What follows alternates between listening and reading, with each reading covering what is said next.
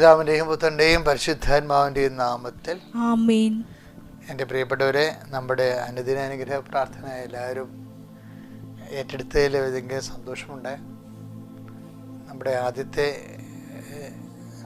പ്രാർത്ഥനയ്ക്ക് ഇപ്പോഴും 1,00,000-ലേറെ വ്യൂസ് ആയിട്ടുണ്ട്.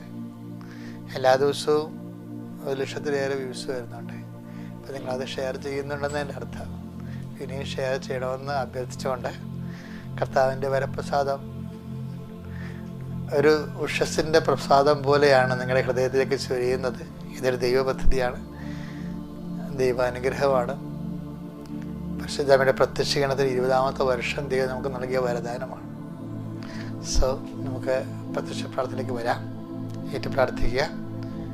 അമ്മേ പരിശുദ്ധ അമ്മേ, അമ്മേ പരിശുദ്ധമ്മേ, ദൈവമാതാവേ, ദൈവമാതാവേ, അന്ന് അങ്ങ് കൃപാസനത്തിൽ പ്രത്യക്ഷപ്പെട്ട് വരാൻ പോകുന്ന മഹാദുരന്തത്തിൽ നിന്ന് രക്ഷപ്പെടാൻ എല്ലാവർക്കും വേണ്ടി പ്രാർത്ഥിക്കുവാനും ആവശ്യപ്പെട്ടിട്ട് 20 വർഷം തികയുന്ന ഈ വേളയിൽ കൃപാസനത്തിലൂടെ ഞങ്ങൾക്കും ഈ ദേശത്തിനും അമ്മ മാധ്യസ്ഥം തേടി തന്ന എല്ലാ അനുഗ്രഹങ്ങൾക്കും കൃപകൾക്കും ഞങ്ങളിപ്പോൾ ഹൃദയം നിറഞ്ഞ നന്ദി പറയുന്നു. അമ്മേ പരിശുദ്ധമ്മേ, ജപമാല മാതാവേ, സകല കൃപാസനം പ്രാർത്ഥനകളോടും ചേർത്ത് ഞങ്ങളിപ്പോൾ പ്രാർത്ഥിക്കുന്ന ഈ കുടുംബത്തിന്റെ പ്രത്യേക നിയോഗം പറയണം കേട്ടോ.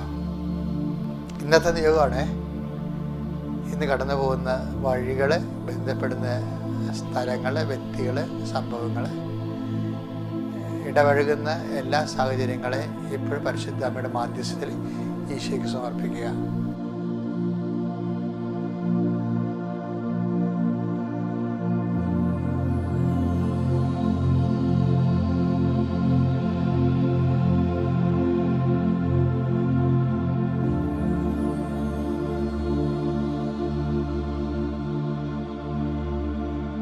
അമ്മയുടെ പ്രത്യക്ഷീകരണത്തിന്റെ ദ്വാദശകവേളയിൽ ഞങ്ങൾക്ക് സാധിച്ചു തരുവാൻ കനിയണമേ.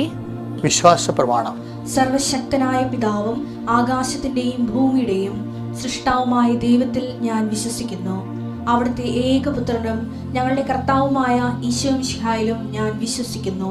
ഈ പുത്രൻ പരിശുദ്ധാത്മാവിനാൽ ഗർഭസ്ഥനായി കന്യകാമറിയത്തിൽ നിന്ന് പിറന്ന് പൊന്തിയോസ് പീലാത്തോസിന്റെ കാലത്ത് പീഡകൾ സഹിച്ച് കുരിശിൽ തറയ്ക്കപ്പെട്ട് മരിച്ച് അടക്കപ്പെട്ട് പാതാളങ്ങളിൽ ഇറങ്ങി മരിച്ചവരുടെ ഇടയിൽ നിന്ന് 3-ാം നാൾ ഉയർത്ത് സ്വർഗത്തിലേക്ക് എഴുന്നള്ളി സർവശക്തിയുള്ള പിതാവായ ദൈവത്തിന്റെ വലതുഭാഗത്തിരിക്കുന്നു.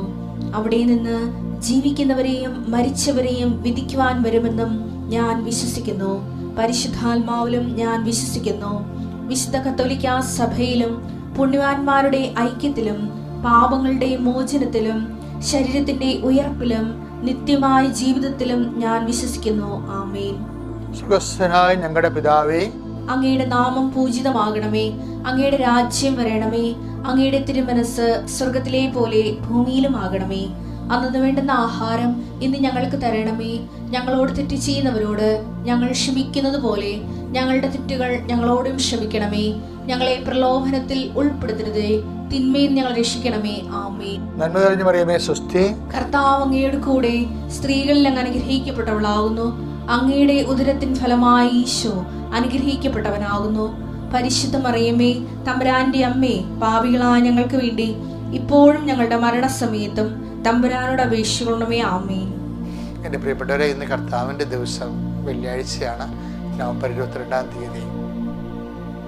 അപ്പം നമ്മൾ ഇന്ന് കണ്ടുമുട്ടുന്ന എല്ലാ വ്യക്തികളിലും കർത്താവിൻ്റെ കൃപ ചൊരിഞ്ഞു നിൽക്കണം. നിങ്ങൾ എനിക്കൊരു ആശീർവാദമായിരിക്കും. എബ്രാഹത്തിന് കൊടുത്ത വിശ്വാസി എന്ന് പറയുന്നതാണ് എബ്രാഹം. നമ്മളിൽ എല്ലാവരും എബ്രാഹം ജീവിക്കുന്നുണ്ട്. whenever you believe you became Abraham. Abraham എന്താണ്? ദൈവത്തിൻ്റെ അനവധിയായ വാഗ്ദാനങ്ങൾക്ക് അർഹനായ ആളാണ് എബ്രാഹം. എബ്രാഹം എന്ന് പറയുന്നത് ആരാണ്?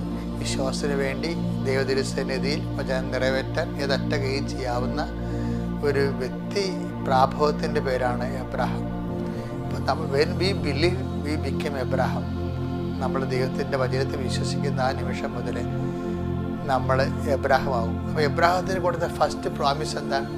U will be a blessing to the entire universe. നീ ഈ ഒരു വലിയ അനുഗ്രഹമായിരിക്കും ജനങ്ങൾക്ക്. വിശ്വസിക്കുന്ന എല്ലാവർക്കും അനുഗ്രഹമാണ്. കർത്താവെ, അങ്ങയുടെ മക്കള് ഈ നിമിഷം അങ്ങയുടെ നാമത്തിൽ പ്രാർത്ഥിക്കണം. കർത്താവ്, ഈ പ്രഭാതത്തെ ഓർത്ത് നന്ദി പറയുന്നതോടൊപ്പം തന്നെ ഇന്ന് കണ്ടുമുട്ടുന്ന വ്യക്തികളെ നീ ആശീർവദിക്കണം. കർത്താവ്, നിന്റെ തിരുമുറിവാകുന്ന വലതുകരം മക്കളുടെ ശിരസിൽ വെക്കണം. കർത്താവ്, അടിപ്പിണർ പോലെ വൈദ്യാഘാതം പോലെ ദൈവികമായ ശക്തി അങ്ങയുടെ മക്കളിലേക്ക് ഒഴുകണം. എല്ലാ സന്ധിബന്ധങ്ങളിൽ കർത്താവിൻ്റെ രക്തം നിറയട്ടെ. മാംസപേശികളിൽ കർത്താവിൻ്റെ രക്തം നിറയട്ടെ. രക്തഞരമ്പുകളിൽ കർത്താവിൻ്റെ രക്തം നിറയട്ടെ. കർത്താവെ, അങ്ങയുടെ മക്കൾ എന്ത് വിഷയത്തിനാണോ ഏറ്റവും കൂടുതൽ ഭാരപ്പെടുന്നത്, ഉത്കണ്ഠപ്പെടുന്നത്, ആ വിഷയത്തിന് മേൽ ദൈവികമായ ശക്തി ഈ നിമിഷം ആവശ്യിക്കട്ടെ. കർത്താവ്, അങ്ങയുടെ കൃപ എന്ന് പറയുന്നത് അങ്ങയുടെ ശക്തിയാണല്ലോ. അങ്ങ് എക്കാലങ്ങളിലും ദൈവം തിരഞ്ഞെടുത്ത വിശ്വാസികളായ എല്ലാ മക്കൾക്കും കർത്താവ് അങ്ങ് കൊടുത്ത ശക്തിയാണ്. കർത്താവ്, ഞങ്ങളെ ബലപ്പെടുത്തണമെന്ന് പ്രാർത്ഥിക്കുന്നു. ഞങ്ങളുടെ ഇന്നത്തെ ഉത്തരവാദിത്വം അങ്ങ് ഏറ്റെടുക്കുന്നു എന്നതിൻ്റെ സൂചനയാണ് നീ ആശീർവദിക്കുന്നവരെ ഞാൻ ആശീർവദിക്കുമെന്ന് പറയുന്ന അങ്ങയുടെ വാഗ്ദാനം. കർത്താവ്, ഞങ്ങൾ എവിടെയെല്ലാം ചെല്ലുന്നു, ആരെല്ലാം കണ്ടുമുട്ടുന്നു, എന്തിലെല്ലാം ഇടപഴകുന്നു, അവിടെയെല്ലാം കർത്താവിൻ്റെ ചൈതന്യം നിറഞ്ഞു നിൽക്കാൻ ഇടയാക്കണമേ. 38 വർഷം ഞാൻ അർപ്പിച്ച കൃപാനയുടെ യോഗ്യതയാൽ കൃപാസ അൾത്താറ് ജീവനോടെ പ്രത്യക്ഷപ്പെട്ട പരിശുദ്ധ അമ്മയുടെ മാധ്യസ്ഥത്താലെ ദൈവികമായ ശക്തി നിങ്ങളിലേക്ക് ആവശ്യിക്കട്ടെ. നിങ്ങളുടെ സംസാരങ്ങൾ, ചിന്തകൾ, കേൾവികൾ, നിങ്ങളുടെ വിശ്രമങ്ങളിൽ പോലും കർത്താവിൻ്റെ ശക്തി നിറഞ്ഞു നിൽക്കട്ടെ. നിങ്ങൾ ഉണർന്നു വരുന്ന സമയങ്ങളിലെല്ലാം കർത്താവിൻ്റെ കൃപ നിങ്ങളിലേക്ക് ആവശ്യിക്കട്ടെ. കർത്താവെ, നിൻ്റെ നാമത്തിൽ ഞങ്ങൾ പ്രാർത്ഥിക്കുന്നു. കർത്താവ്, അപ്പോസ്തലന്മാർ നീ അയച്ച അപ്പോസ്തലന്മാരെ പോലെ ഞങ്ങളും കർത്താവ് നിൻ്റെ നാമത്തിൽ വിശ്വാസത്തിൽ അയക്കപ്പെടുകയാണ് ചെയ്യേ.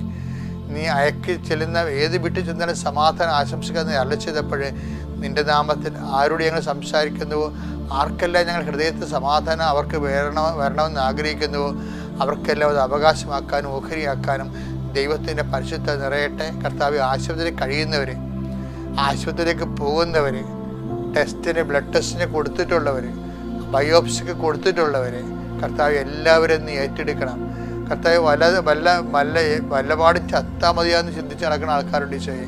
അത്രയ്ക്ക് ഭാരപ്പെട്ട നിമിഷങ്ങളുണ്ട് ഈശോയെ. കടങ്ങൾ വന്നിട്ടുള്ള ആൾക്കാർ, ചതിക്കപ്പെട്ടിട്ടുള്ള ആൾക്കാർ, കർത്താവ് വേദനപ്പെട്ടിട്ട് ആരും സഹായിക്കാൻ ഇല്ലാതെ കർത്താവ് ഒറ്റപ്പെട്ടു പോയിട്ട് എന്തിനാണ് ഞാനിങ്ങനെ ജീവിക്കണം ചിന്തിച്ചുകൊണ്ട് സ്വയമായിട്ട് വെറുപ്പ് തോന്നുന്നവർ എല്ലാവരെയും ഞാൻ അങ്ങനെ തിരുസ്ഥാനം പരിശുദ്ധമേ ദേവമാതാവേ, യേശുക്രിസ്തുവിൻ്റെ അഭിഷിക്തമായ രക്തം ഞങ്ങൾക്ക് അവകാശമാക്കണ ദൈവപിതാവിൻ്റെ തീരുമാനമാണെങ്കിൽ ആ തീരുമാനത്തിൻ്റെ ശക്തിയാൽ മാരക രോഗങ്ങളും തീരാവേദികളും ജീവദുരിതങ്ങളും യേശുക്രിസ്തു നാമത്തിൽ മാറിപ്പോവുകയും ദൈവത്തിൻ്റെ പരിശുദ്ധാത്മാവ് നിങ്ങളിലേക്ക് ഈ നിമിഷം മുഴുവൻ നിറഞ്ഞു നിൽക്കുകയും നിങ്ങൾ ഉറങ്ങുന്നത് വരെ കർത്താവിൻ്റെ ശക്തിയുടെ സ്ഫുരണങ്ങൾ അനുഭവിക്കാൻ നിത്യം പിതാവും പുത്രൻ പരിശുദ്ധ സർവ്വീശ്വര അങ്ങയോട് പ്രാർത്ഥിക്കുന്നു എന്നേക്കും. ആമേൻ.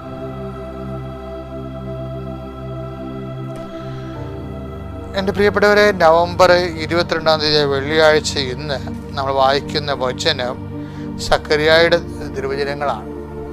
സക്കറിയായുടെ പ്രവാചകന്റെ തിരുവചനം 8-ാം അധ്യായം 12-ാമത്തെ വാക്യം. ഞാൻ സമാധാനം വിതയ്ക്കും, മുന്തിരി ഫലം നൽകും, നിലം വിളവ് നൽകും, ആകാശം മഞ്ഞു പൊഴിക്കും. ഈ ജനത്തിൽ അവശേഷിക്കുന്നവർ ഇതെല്ലാം അവകാശമാക്കാൻ ഞാൻ ഇടയാക്കും. അതായത് എൻ്റെ മക്കൾ ഇതിൻ്റെ അകത്ത് വരുന്ന വിഷയങ്ങൾ അറിയാമോ? ഇപ്പം ഞാൻ തന്നെ 1974-77 എൻ്റെ ജീവിതത്തിൽ വല്ലാത്തൊരു വിഷമസന്ധി ഉണ്ടായി. കാര്യം ഞാൻ കോളേജിൽ 2 വിഷയം എനിക്ക് ഫ്ലോപ്പായി. സെമിനാറിലെ എൻട്രൻസ് പരീക്ഷയിൽ 4 വിഷയം എനിക്ക് ബുദ്ധിമുട്ടായി. അപ്പോൾ സെക്കൻഡ് ഇയർ വന്നപ്പോൾ എനിക്ക് എല്ലാ വിഷയങ്ങളും ഒരുമിച്ച് എഴുതേണ്ടി വന്നു. ദുഃഖ വെള്ളിയാഴ്ച ഞാൻ 22 മണിക്കൂർ പഠിച്ച ഒരു ദുഃഖ വെള്ളിയാഴ്ച ഉണ്ടായിരുന്നു.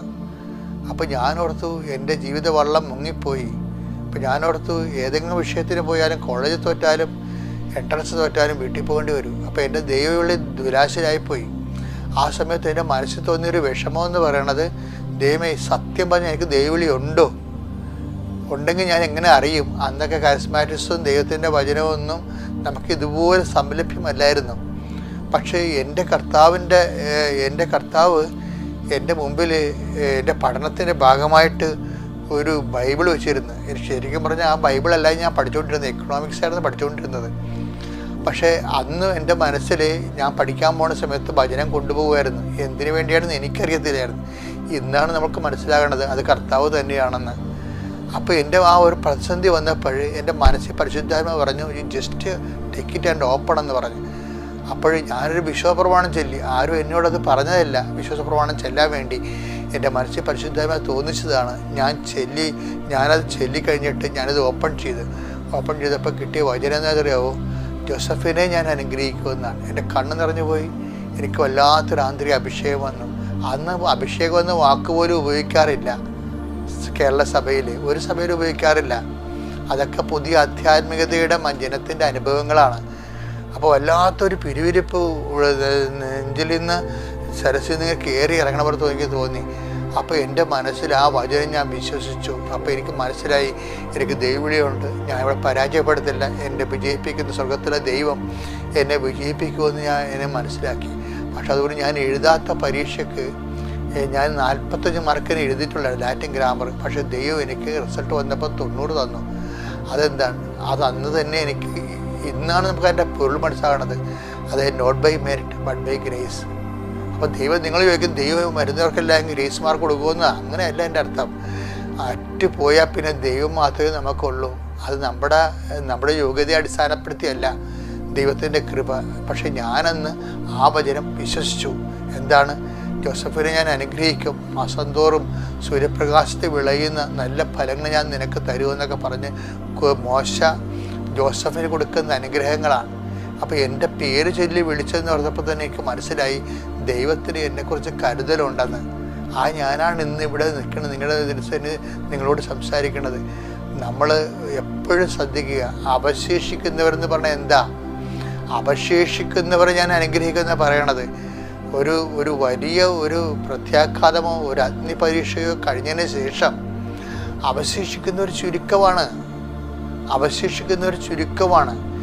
നമ്മുടെ ഒരു ജീവിതത്തിലെ ഒരു വലിയ ഒരു അഗ്നിപരീക്ഷയ്ക്ക് ശേഷം വീണ്ടും വിശ്വാസം നമ്മൾ അവശേഷിക്കുകയാണെങ്കിലേ അതിൻ്റെ അർത്ഥം അങ്ങനെ അവശേഷിക്കുന്നവർക്കാണ് വാഗ്ദാനം ദൈവം സഫലമാക്കുന്നത്. അതുകൊണ്ട് എനിക്ക് പറയാനുള്ളൊരു അപേക്ഷയെന്ന് പറയണത്, എന്ത് അഗ്നിപരീക്ഷ ഉണ്ടായാലും ആരെല്ലാം നിങ്ങൾ തള്ളിപ്പറഞ്ഞാലും നിങ്ങൾ ആശ്രയം വെച്ച സ്ഥലത്തു നിന്നെല്ലാം നിങ്ങൾക്ക് പരാജയം ഏറ്റുപേടിച്ചാലും വിശ്വാസം അവശേഷിക്കണം. കർത്താവ് ഉദ്ദേശിക്കണം അത് തന്നെയാണ്. 8:18 നമ്മൾ വായിക്കുന്നുണ്ട് ലൂക്കായുടെ സുവിശേഷത്തിൽ 18:8 എന്താ പറയണത്? എങ്കിലും മനുഷ്യപുത്രൻ വരുമ്പോൾ വിശ്വാസം അവശേഷിക്കുമെന്ന്. അപ്പോൾ അവശേഷിക്കേണ്ട എന്താണ്? വിശ്വാസമാണ് അവശേഷിക്കേണ്ടത്. എപ്പോഴാണ് വിശ്വാസം അവശേഷിക്കേണ്ടത്? ഒരു അഗ്നിപരീക്ഷ, രോഗം, പീഡനം, തകർച്ച എല്ലാം കഴിഞ്ഞാലും വിശ്വാസം അവശേഷിക്കുന്നുണ്ടെങ്കിൽ തീർച്ചയായിട്ടും അനുഗ്രഹിക്കപ്പെടും. അങ്ങനെ എല്ലാ പ്രശ്നങ്ങളെ അതിജീവിച്ചുകൊണ്ട്, വിശ്വാസം അതിജീവിപ്പിച്ചുകൊണ്ട് അതിൻ്റെ ആ വിശ്വാസത്തിൻ്റെ അവശേഷിപ്പിൻ്റെ അടിസ്ഥാനത്തിൽ വാഗ്ദാനം പാലിക്കുന്ന ദൈവത്തിൻ്റെ വാഗ്ദാനം പ്രാപിക്കുവാൻ കർത്താവ് നിങ്ങളെ അനുഗ്രഹിക്കട്ടെ. പിതാവിൻ്റെയും പുത്രൻ്റെയും പരിശുദ്ധാത്മാവിൻ്റെയും നാമത്തിൽ ആമേൻ.